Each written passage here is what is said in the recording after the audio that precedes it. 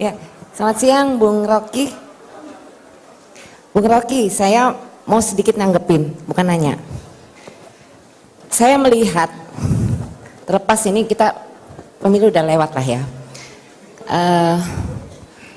Saya mau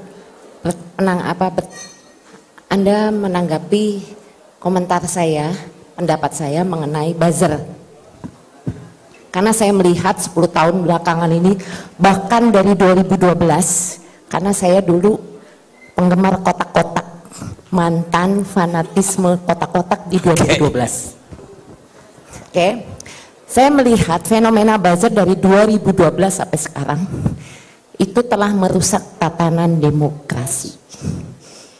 Dan negara kita diatur oleh buzzer. Menurut Bung Rocky bagaimana? Itu saja, terima kasih. Oke, ini pengakuan seorang mantan buzzer. Bagus. Ya. Dan dia masih memantau juga buzzer yang ada. Namanya mantan tapi masih mantau. Justru untuk menghentikan perbasaran, karena dia melihat hal yang sama itu. Bahwa IQ kita itu turun gara-gara buzzer dan talk show. Talk show itu yang sering saya ikuti, itu mendangkalkan akal. Karena hanya mau cari sensasi.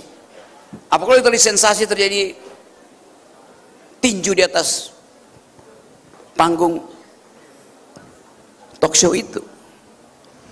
Kita tidak lihat perdebatan yang ada konsepnya. Buzzer itu adalah rombongan yang mengepung lalu membuli. Dan itu yang dipelihara Pak Jokowi sampai hari ini. Masih ada buzzer itu. Buzzer terakhir adalah humas pemerintah dari kementerian sampai kecamatan yang diperintahkan oleh Jokowi untuk mengeluarkan semua sisa uang humas untuk memuji-muji dia. Dan itu yang dilaporkan oleh bocor alus dalam Tempo minggu ini. Itu cuma jadi buzzer supaya tetap dianggap bahwa Jokowi berhasil membangun Indonesia tuh. Tapi buzzer itu cuma berhenti di situ. Begitu didebat, kabur buzzernya tuh. Jadi dia mendangkalkan, buzzer menghindari perdebatan, mengandalkan lembaga survei.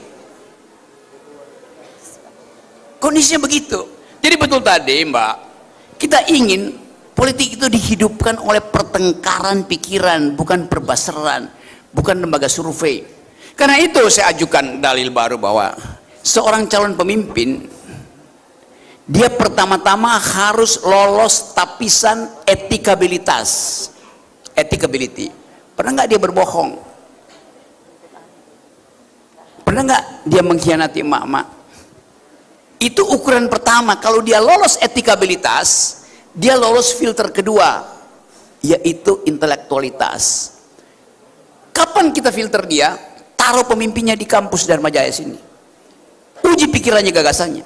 Tapi nggak ada pemimpin yang berani berdebat dengan kampus kan, karena mengandalkan amplop. Jadi kalau dia tidak lulus etikabilitas dan tidak lulus intelektualitas, maka dia akan sogok lembaga survei supaya dia lulus elektabilitas. Itu konyol. Elektabilitas baru boleh dihitung kalau dia udah lulus etika dan dia lulus intelek. Begitu cara kita napis pemimpin. Sekarang semua pemimpin langsung tiba-tiba elektabilitasnya sekian. Oh iya, kan Anda beli. Ada seorang anggota DPR bilang, Bung, saya sekarang wakil rakyat. Oh bagus, karena elektabilitas saya tinggi. Saya tanya, Anda keluar berapa? Ya antara 13 sampai 15 miliar. Oh jadi Anda sekarang wakil rakyat dengan mengeluarkan uang 15 miliar rupiah. Ya, Anda bukan wakil rakyat, Anda mewakili amplopmu sendiri. Dia wakil dari amplopnya sendiri. Tapi dia bangga. Dia tidak mewakili rakyat, dia mewakili amplopnya sendiri. Dia bagi amplop. Jadi bagian ini yang saya ingin terangkan bahwa kita mengalami dua krisis sekaligus. Krisis etikabilitas dan krisis intelektualitas.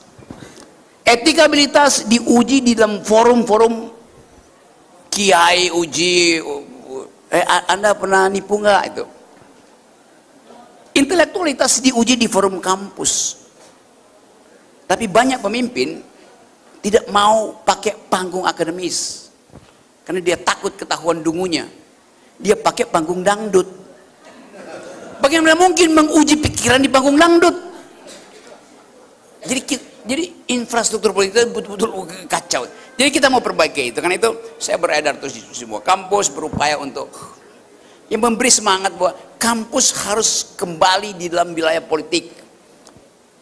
Karena hanya di kampus kita bisa tapis kualitas intelek seseorang.